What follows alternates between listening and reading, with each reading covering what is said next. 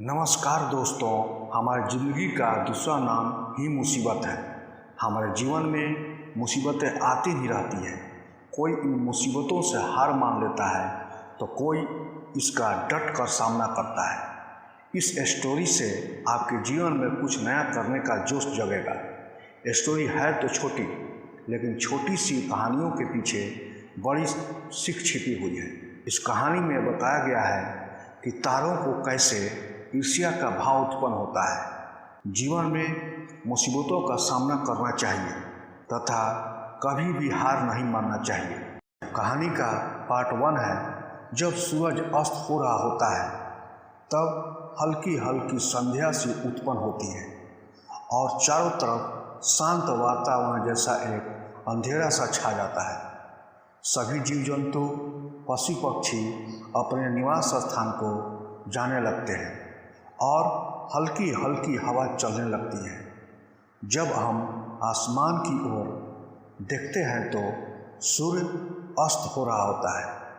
तभी आसमान में तारे टिमटिमाने लगते हैं।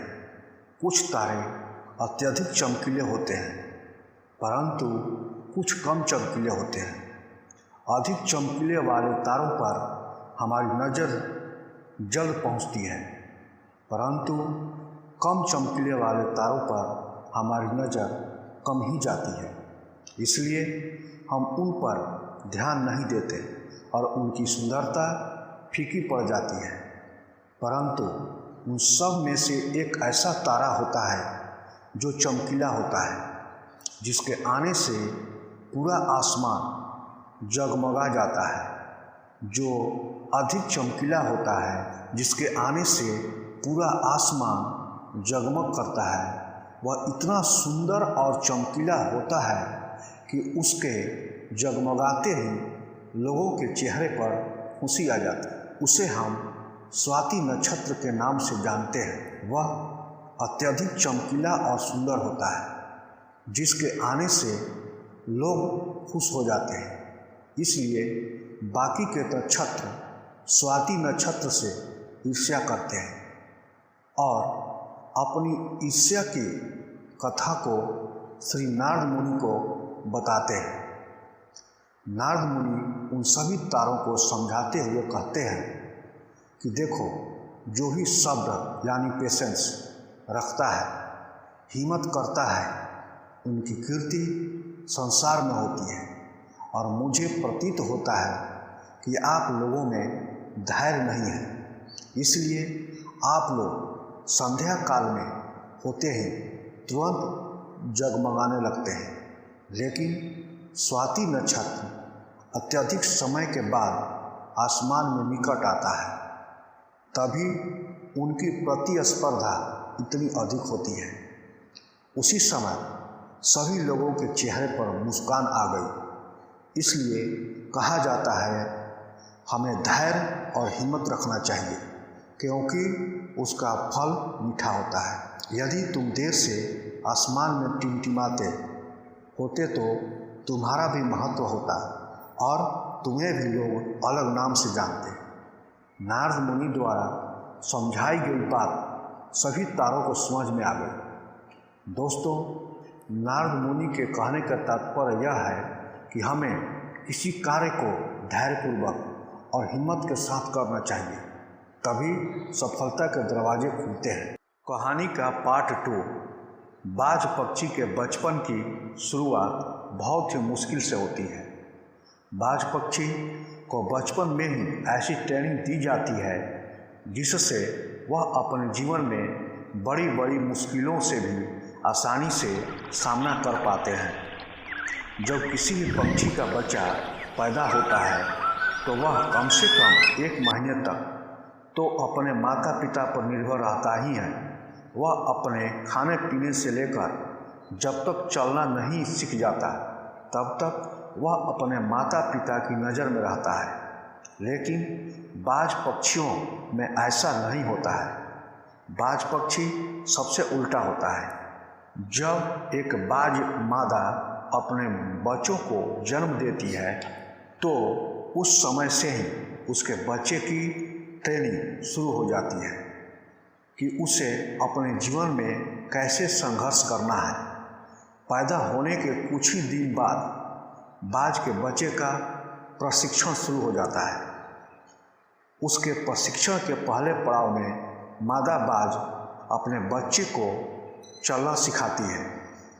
जब बच्चा भूखा होता है तो उसकी माँ खाना लाती है, जैसा कि सभी पक्षी करते हैं, लेकिन बाज सीधा अपने बच्चे को खाना नहीं देते। मादा बाज खाना लाकर अपने घोंसले से कुछ दूरी पर खड़ी हो जाती है और तब तक उसे खाना नहीं देती जब तक वह खुद चलकर उसके पास नहीं आ जाता। जब बाज के बच्चे को भूख लगती है तो वह खाना के लिए माँ के पास जाता है। धीरे धीरे संघर्ष करके मुश्किल से चलकर अपनी माँ के पास पहुँचता है। उस दौरान उसे कई सारी मुश्किलों का भी सामना करना पड़ता है। उसे कई चोटें लगती हैं, लेकिन उसकी माँ उसे खाना तब तक नहीं देती जब तक वह खुद उसके पास चलकर नहीं आ जाता।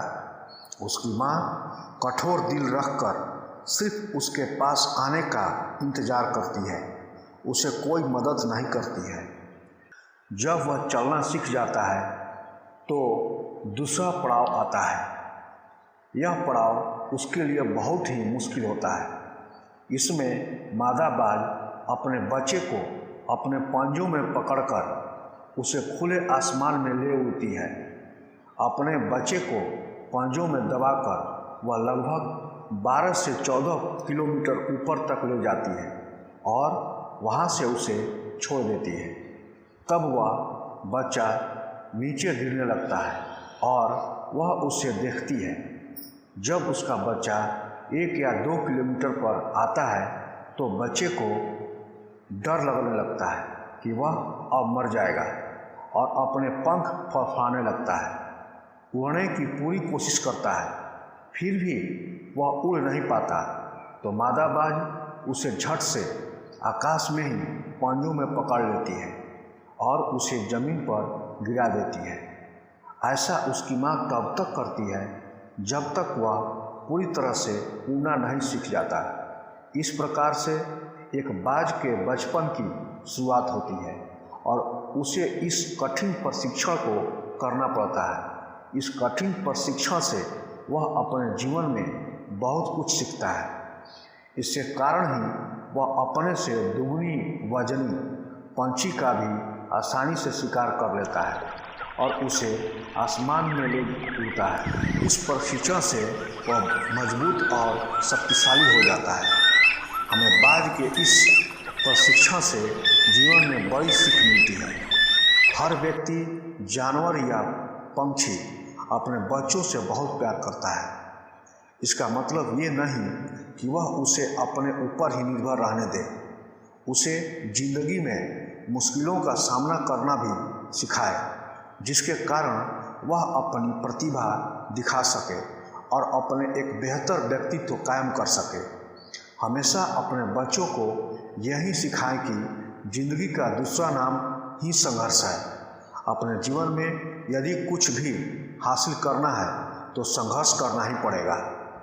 सभी के जीवन में एक समय आता है जब सभी चीज़ें आपके विरोध में हो रही होती है तथा हर तरफ से निराशा मिल रही होती है।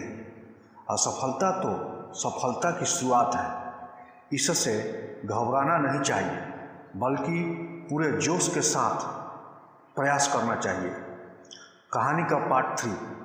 हिरण के दौड़ने की क्षमता करीब 90 किलोमीटर प्रति घंटा होती है, वहीं बाघ के दौड़ने की रफ्तार करीब 60 किलोमीटर प्रति घंटा की होती है। लेकिन फिर भी बाघ हर बार हिरण का शिकार कर लेता है। जानते हैं क्यों? क्योंकि हिरण के मन में डर होता है कि वह बाघ से जीत नहीं पाएगा और इसी डर की वजह से वह बार बार रुककर पीछे मुड़कर देखता है। हिरण के मन का डर उसकी रफ्तार को कम कर देता है और बाघ उसका शिकार कर लेता है। मित्रों, मन का डर हमेशा हमें आगे बढ़ने से रोकता है। जिस व्यक्ति के मन में हार जाने का डर होता है उसका मन उसे हमेशा कमज़ोर होने का एहसास कराता है। कहानी का पार्ट 4। पुराने समय की एक कहानी है कि महोसर नाम का एक छोटा सा राज्य हुआ करता था। एक दिन गुप्तचरों ने राजा को सूचना दी कि पड़ोसी राज्य हमला करने वाला है। गुप्तचरों ने बताया कि खबर पक्की है। राजा बेहद चिंतित हो गया। उसने तुरंत सभा बुलाई और सभी लोगों से सलाह मांगी। राजा के चतुर मंत्री ने कहा, राजन, अब जब जान पर बन ही आई है तो इसका एकमात्र उपाय है कि आज ही पड़ोसी राज्य पर हमला कर देना चाहिए। राजा बोले, मंत्री जी, हमारी सेना बहुत छोटी है, हम उनका मुकाबला कैसे करेंगे? मंत्री बोला, पड़ोसी राज्य में अभी युद्ध की तैयारी नहीं है। अभी उन पर हमला कर दिया तो वह संभल नहीं पाएंगे और हमारे जीतने की कुछ उम्मीदें बनेंगी। तो राजा ने तुरंत अपनी सेना को तैयार होने का आदेश दे दिया। पड़ोसी राज्य में जाने से पहले एक सेना को विशाल नदी के ऊपर बना एक पुल पार करना था। जैसे ही सेना पुल पार करके पड़ोसी राज्य में घुसी तो राजा ने उस पुल को आग लगवा दी और सेना को बोल दिया कि अब हमारे पास वापस जाने का कोई रास्ता नहीं है। या तो हमें विजय प्राप्त करनी है या फिर यहाँ मरकर प्राण त्याग देना है।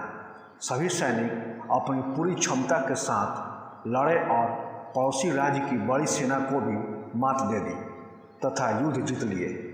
मित्रों, जैसे राजा ने अपनी सेना की असफलता के सभी रास्ते बंद किए थे, ठीक वैसे ही आपको भी अपनी असफलता के सभी रास्ते बंद करने होंगे। मन के डर को हिम्मत के साथ हटाना होगा। डर की वजह से हार नहीं मानना चाहिए। आपने स्वयं महसूस किया होगा कि जब इंसान के सभी रास्ते बंद हो जाते हैं तो उम्मीद की किरण ही सहारा बनता है। तभी वह सबसे ज़्यादा मेहनत करता है और सफलता हासिल करता है। हार मत मानिए। सफलता के लिए खुद को झोंक दीजिए। अपनी असफलता के बारे में सोचना छोड़ दीजिए, क्योंकि आपके पास असफल होने का कोई ऑप्शन ही नहीं है। खुद को असफल होने का कोई ऑप्शन ही मत दो। डरो नहीं, कोई भी समस्या आपकी क्षमता से बड़ी नहीं है।